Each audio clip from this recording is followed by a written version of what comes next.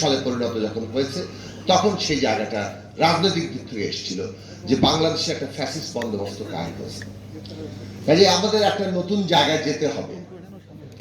বন্দোবস্ত শব্দ ব্যবহার করা হোক বা না হোক, একটা গণতান্ত্রিক রাজনৈতিক ব্যবস্থা যে এই দেশে প্রতিষ্ঠা করা ছাড়া আর একটি নির্বাচন সম্ভব না, বাংলাদেশ কোনোভাবেই আর এগোতে পারবে না, সেটা মোটামুটি ভাবে রাজনৈতিক অঙ্গনে, বিশেষত বিরোধী রাজনৈতিক অঙ্গনে প্রতিষ্ঠিত হয়েছিল।